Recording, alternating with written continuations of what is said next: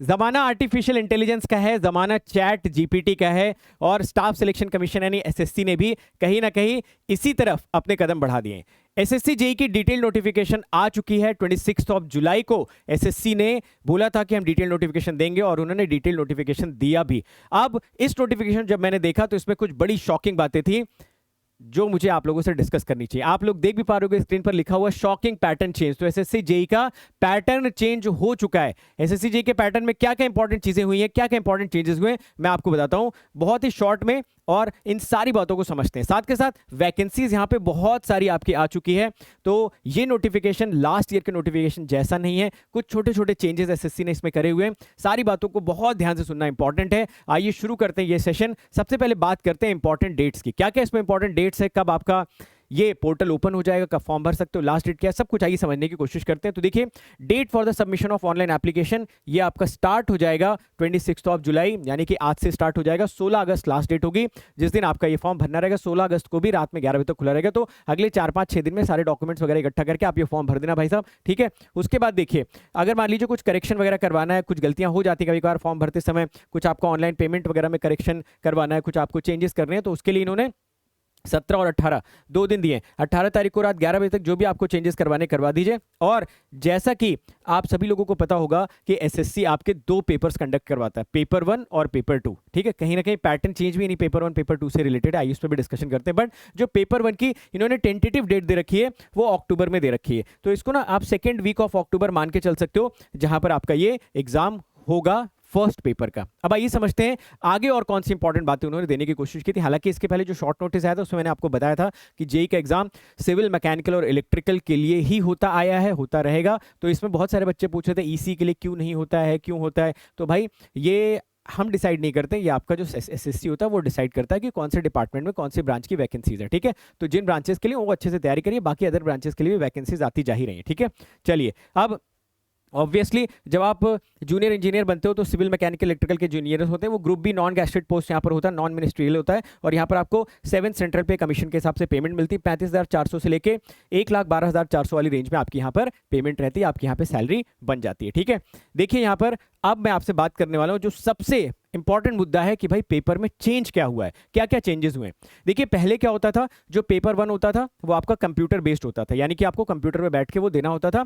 और जो पेपर 2 होता था वो डिस्क्रिप्टिव होता था, मेंस जैसा होता था, वहां पे कॉपी पे बैठ के सारे के सारे क्वेश्चन सॉल्व करने होते थे। तो सबसे पहला जो शॉकिंग चेंज है वो ये है कि एसएससी ने दोनों पेपर्स कंप्यूटर बेस्ड कर दिए। पेपर 1 भी आपका कंप्यूटर बेस्ड हो गया है और पेपर 2 भी आप सभी लोगों का कंप्यूटर बेस्ड हो गया, यानी कि दोनों एग्जाम सभी आपको मल्टीपल चॉइस क्वेश्चंस के फॉर्म में सॉल्व करने। डिस्क्रिप्टिव का जमाना गया। तो मैं यही बोल रहा था कि कहीं ना कहीं एसएससी भी चैट जीपीटी, आर्टिफिशियल इंटेलिजेंस के साथ कदम से कदम मिला के बढ़ रहा है। उसको भी थोड़ा जल्दी एग्जाम्स कंडक्ट करवाने हैं, जल्दी चीज़ों को एग्जीक्यूट करवाना है। तो वो डिस्क्रिप्टिव वाला जो पूरा प्रोसेस होता था ना, बड़ा लेंदी हो जाता था। अब सारा का सारा अगर ऑनलाइन होगा तो काफ़ी क्विकली वो अपने प्रोसेस को एग्जीक्यूट कर पाएंगे, रिजल्ट जल्दी दे पाएंगे, रिक्रूटमेंट जल्दी कर पाएंगे, और जो भी गवर्नमेंट के टास्क हैं उनको अच्छी तरीके से जल्दी जल्दी एग्जीक्यूट कर पाएंगे। तो कहीं ना कहीं सारे डिपार्टमेंट्स के ऊपर प्रेशर है कि भाई एफिशिएंटली सभी को काम करना है, रादर देन कि वो पुराना वाला सरकारी जमाना था जहाँ पे घिस घिस के काम होता था। अभी हर जगह पे इस सिस्टम को एफिशिएंट बनाया जा रहा है, कहीं ना कहीं उसी पहल में ये भी इंक्लूड हो चुका है, ठीक है। तो सबसे पहले आइए मैं आप लोगों को पेपर 1 के बारे में बताता हूँ। देखिए, पेपर 1 आपका कंप्यूटर बेस्ड होगा। पेपर 1 में टोटल अगर आप देखेंगे तो टोटल आपके पास 2 घंटे का टाइम होता है। 120 मिनट में आपको 200 क्वेश्चंस करने होते हैं, ठीक है। 120 मिनट में 200 क्वेश्चन, सर इतने ज्यादा क्वेश्चन? जी हाँ, देख के टिक मारने वाले क्वेश्चंस होते हैं, देखते जाओ टिक मारते जाओ, बड़े आसान आसान क्वेश्चंस यहाँ पे पूछे जाते हैं। अब इसमें अगर देखोगे तो 50 क्वेश्चन आपके जनरल इंटेलिजेंस एंड रीजनिंग के आते हैं। इसमें वर्बल और नॉन वर्बल दोनों तरीके की रीजनिंग्स पूछी जाती है। साथ के साथ 50 नंबर का आपका जनरल अवेयरनेस आता है, जिसमें आपका हिस्ट्री हो गया, पॉलिटी हो गया, ज्योग्राफी हो गया, इकोनॉमिक्स हो गया, करंट अफेयर्स हो गया, बहुत सारी चीजें यहाँ पर पूछी जाती हैं, ठीक है। उसका डिटेल्ड सिलेबस आगे मैंने मेंशन किया हुआ, वहां से भी डिस्कस करेंगे। उसके अलावा जो यहाँ पर पार्ट ए आप देख रहे हो ना, पार्ट ए डिपेंड करता है कि आपकी ब्रांच कौन सी है। सपोज आपकी ब्रांच सिविल है तो सिविल के 100 क्वेश्चंस मिलेंगे। अगर आपकी ब्रांच इलेक्ट्रिकल है, इलेक्ट्रिकल के 100 क्वेश्चन, मैकेनिकल है तो मैकेनिकल के 100 क्वेश्चन आपको मिलेंगे। तो ऊपर वाले ये 50-50 सारे ब्रांचेस में कॉमन, ये आपकी ब्रांच वाइज आपको टेक्निकल पेपर देखने को मिलेगा। यहाँ पर 200 क्वेश्चंस आपको मिलेंगे और 2 घंटे का टाइम दिया जाएगा।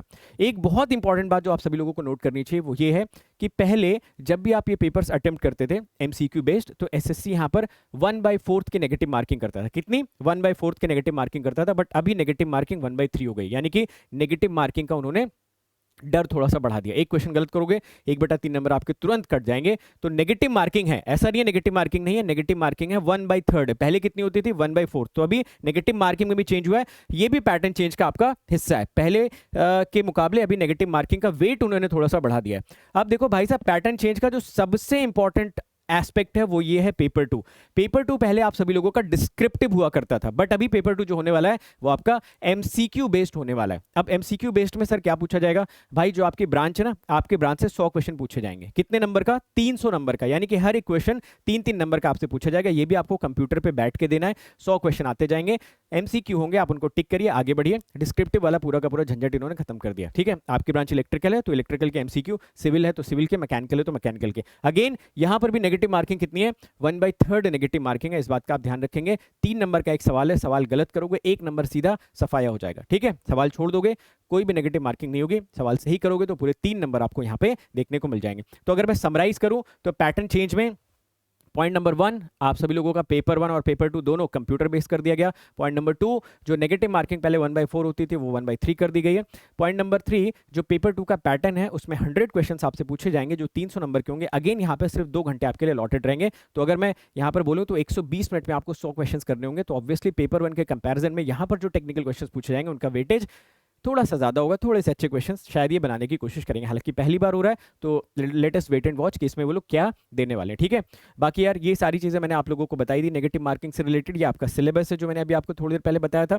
ठीक है, एंड अपार्ट फ्रॉम दैट कुछ इंपॉर्टेंट चीज़ें मैं आप लोगों के साथ और भी यहाँ पर डिस्कस करना चाहता हूँ। जैसे बहुत सारे लोग मुझसे पूछ रहे थे कि सर इसकी एज क्या होती है, क्या इसमें एज हम लोग एक्सपेक्ट कर सकते हैं। तो देखिए कुछ ऐसे डिपार्टमेंट्स हैं, जैसे अगर आप बीआरओ देखोगे, बीआरओ का मतलब क्या हो गया? Border road organization. ठीक है, बीआरओ जनरली सिविल वाले इसमें रिक्रूट होते हैं, तो इसकी अपर एज लिमिट 30 है। बट कुछ ऐसे भी डिपार्टमेंट्स हैं, जैसे मान लो कि अगर आप सीपीडब्ल्यूडी देखोगे, central public work department, CPWD बोलते हैं शॉर्ट में इसको, यहाँ पर एज इन्होंने 32 साल दे रखी है। तो जब ये नोटिफिकेशन मैं आपके साथ शेयर करूंगा ना, तो वहाँ पर आप एक बार देखिएगा कि कौन से डिपार्टमेंट की एज कितनी है, अकॉर्डिंगली आप लोग फॉर्म भरिएगा। हो सकता है किसी की अपर एज लिमिट 30 हो और किसी की 32 हो, तो सारे डिपार्टमेंट वाइज यहाँ पर बहुत अच्छे से मेंशन कर रखा है। लास्ट वाले आपको कॉलम में देखना है कि किसकी कितनी एज है। बात कर लेते हैं वैकेंसीज की यार, which is very very important कि कितनी वैकेंसीज यहाँ पर इन्होंने दे रखी है। तो वैकेंसीज की अगर आप बात करोगे ना, तो भाई बहुत सारी वैकेंसीज आई हैं। ठीक है, बहुत सारी वैकेंसीज हैं, बहुत सारे लोगों की यार जॉब तो लगेगी लगेगी। आइए एक बार उस पर भी चर्चा करना शुरू करते हैं। ये देखिए, सबसे पहले मैं बात करता हूँ बीआरओ की। ठीक है, बीआरओ में अगर आप देखोगे ना, ये देखिए बीआरओ में सिविल की टोटल कितनी वैकेंसीज आई है? 431 वैकेंसीज सिविल की आई है। नेक्स्ट डिपार्टमेंट पे अगर हम लोग चलें तो अगला जो डिपार्टमेंट है वो है आपका सीपीडब्ल्यूडी। ठीक है, सीपीडब्ल्यूडी में भी सिविल की 421 वैकेंसीज आपको देखने को मिल रही हैं। उसके अलावा जो आपका बॉर्डर रोड ऑर्गेनाइजेशन है, ठीक है, उसमें इलेक्ट्रिकल और मैकेनिकल की भी टोटल 55 वैकेंसीज यहां पर आपको देखने को मिल रही है। अपार्ट फ्रॉम दैट अगर मैं सीपीडब्ल्यूडी की बात करूं, इलेक्ट्रिकल वालों के लिए सीपीडब्ल्यूडी में 124 वैकेंसीज यहां पे प्रेजेंट है। ठीक है, सेंट्रल वाटर कमीशन में सिविल वालों के लिए 188 सीट्स। उसके अलावा सेंट्रल वाटर कमीशन में ही जो आपके मैकेनिकल वाले उनकी 23 वैकेंसीज है। ठीक है, उसके अलावा कुछ ऐसे एक्सटर्नल प्रोजेक्ट्स हैं जैसे कि आपका ये हो गया गंगा रेजुविनेशन, ब्रह्मपुत्रा बोर्ड, तो इनकी वैकेंसीज अभी इन्होंने डिस्क्लोज नहीं किया, या बाद में डिस्क्लोज करेंगे। ठीक है, तो ऐसे बहुत सारे डिपार्टमेंट्स हैं जिनकी वैकेंसीज आप देख सकते हो। टोटल अगर हम लोग यहाँ पे डिस्कस करें ना, तो 1324 के आसपास वैकेंसीज आपको देखने को मिल रही हैं, जिसमें अगर मैं बोलूँ तो इलेक्ट्रिकल का और सिविल का तो वेटेज अच्छा खासा, सिविल का ऑब्वियसली हमेशा से बहुत ज़्यादा रहा, अभी भी है। इलेक्ट्रिकल में भी अच्छी खासी वैकेंसीज आपकी प्रेजेंट है। मैकेनिकल में थोड़ा सा अंडरवेलमिंग रिस्पॉन्स है, थोड़ा सा कम वैकेंसीज पूछेंगे, बट अगेन जितनी वैकेंसीज हैं उतने लोग तो सिलेक्ट होंगे होंगे। तो काफ़ी अच्छी न्यूज़ है, कुछ इंपॉर्टेंट अपडेट्स थी जो आई थिंक आप सभी लोगों को अच्छी तरीके से समझ में आ गई होंगी। कोई भी डाउट आपको होता है तो आप नीचे कमेंट सेक्शन में मुझे लिख के बताइए, मैं आपके सारे क्वेरीज का पर्सनली रिप्लाई करने की कोशिश करूंगा। और अगर आप चाहते हो कि इसका एक अलग से सेपरेटली डिटेल्ड स्ट्रैटेजी सेशन मैं आप लोगों के लिए बना दूं, तो भी नीचे कमेंट्स में आप लिखिएगा। मैं ट्राई करूंगा कि मैं आपको पूरा डिटेल्ड बता पाऊं कि आपको कैसे एसएससी जेईई की तैयारी करनी चाहिए, सो दैट आप अपने अपकमिंग गेट के एग्जाम को भी हैम्पर ना करो और साथ के साथ एसएससी जेईई की भी प्रिपरेशन कर सको और एक एटलीस्ट सरकारी नौकरी अपने हाथ में रख सको। ठीक है, साथ के साथ कुछ इंपॉर्टेंट न्यूज़ आप सभी लोगों के लिए, प्लस के जितने भी बच्चे उनके लिए एमएफटी प्लस पे स्टार्ट होने वाला है। कंट्रोल सिस्टम स्टार्ट होने वाला है। तो जो लोग गेट 2024 को टारगेट कर रहे हैं, 25 को टारगेट कर रहे हैं, वो अपनी गेट की प्रिपरेशन स्टार्ट कर सकते हैं। एएमएफटी की टेंटेटिव डेट 5 ऑफ अगस्त है, कंट्रोल सिस्टम की टेंटेटिव डेट आप मान के चल सकते हो 31 ऑफ जुलाई तक, ठीक है। और बहुत सारे बच्चे एप्टीट्यूड के बारे में पूछ रहे थे, तो भाई आपका एप्टीट्यूड भी मैं स्टार्ट करने वाला हूँ, बहुत डिटेल में पढ़ने वाले। दुनिया के जितने भी एग्जाम होते हैं एप्टीट्यूड के, सब आप कवर कर सकते हो, स्क्रैच से पढ़ेंगे, सारी चीज़ें आपको वैसे समझाऊंगा जैसे टेक्निकल सब्जेक्ट्स में आप लोगों को पढ़ाता हूँ। तो ये अक्टूबर ऑनवर्ड्स आप एक्सपेक्ट कर सकते हो। बाकी अभी अनअकैडमी पे यार बहुत मैसिव ऑफर चल रहा है, कल उसकी लास्ट डेट है। 10% ड्रॉप आपके सारे प्राइसेस पर, फ्लैट 25% ऑफ आपको मिल रहा है, साथ के साथ फ्री मंथ्स आपको मिल जा रहे हैं, ठीक है। तो काफ़ी कम में आप अनअकैडमी प्लस ज्वाइन करके क्वालिटी टीचिंग कर सकते हो, क्वालिटी टीचर से पढ़ सकते हो और बहुत अच्छे से अपनी तैयारी कर सकते हो। अभी देखो यहाँ पर आपको एक्सटेंशन भी मिल रहा है, 9 महीने पे 2 महीने, 18 पे 3, 9+2 18+3। ये आप सारा कैसे अवेल कर सकते हो, उसके लिए आपको कोड लगाना होगा विशाल गेट। इमीडिएटली ये कोड लगा के आप अनअकैडमी प्लस ज्वाइन कर लो और मेरी गाइडेंस में पढ़ना स्टार्ट कर दो। देखो इंपॉर्टेंट होता है गाइडेंस में, जब आप पढ़ोगे तो फर्स्ट अटेम्प्ट में अच्छी रैंक लेके आ सकते हो। Time is a very very precious aspect जो आपको ध्यान रखना चाहिए अपनी प्रिपरेशन में। 2 साल 3 साल तैयारी नहीं करनी। क्या होगा ये कोड लगते ही आपको मेरे टेलीग्राम चैनल पर जाना है, वहाँ पर आपको मेरी टीम का नंबर दिया होगा, आपको बताना है सर मैंने ये कोड यूज़ कर लिया। आपको इमीडिएटली मैं एक ग्रुप दूंगा जिसको पर्सनली मैं मॉनिटर करता हूँ। उस ग्रुप में डायरेक्टली मैं सारे बच्चों के आंसर्स करने की कोशिश करता हूँ। वहाँ पर एक टीम होती है, कोई टेक्निकल डाउट आता है आप डालो, वो आपका सॉल्व हो जाएगा। आपको मुझसे बात करनी है, आप just 1 call away. Weekly zoom sessions होता है, आपके उस ग्रुप को पर्सनली मैं एक एक बच्चे का डाउट वहाँ पर आंसर करता हूँ, मॉनिटर करता हूँ, सो दैट आपकी तैयारी में कोई बाधा नहीं आनी पाए। अपनी तरफ से मैं पूरा एफर्ट डाल रहा हूँ।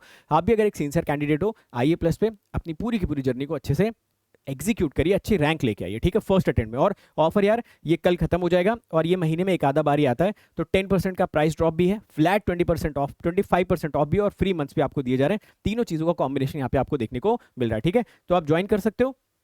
सो आई होप ये जो एसएससी जेईई का नोटिफिकेशन था ये आप समझ गए हो। अब आपको अपनी प्रिपरेशन के अराउंड कैसे ढालनी है उसके बारे में एक सेपरेट सेशन भी कर सकते हैं। तो आपको अगर इस नोटिफिकेशन से रिलेटेड कोई भी क्वेरी है, नीचे आप कमेंट सेक्शन में लिख के जाइए। आपको स्ट्रैटेजी सेशन चाहिए, कमेंट में लिख के मुझे बताइए। और उसके साथ साथ अगर आपको ये लगता है कि किसी स्पेसिफिक टॉपिक के कुछ आपको अलग से प्रैक्टिस करवा दी जाए, कुछ प्रैक्टिस क्वेश्चंस करवा दी जाए, तो भी आप बता सकते हो। मैं कोशिश करूंगा वो भी आप लोगों के लिए करवा पाऊँ। Thank you so much everyone, see you in another video.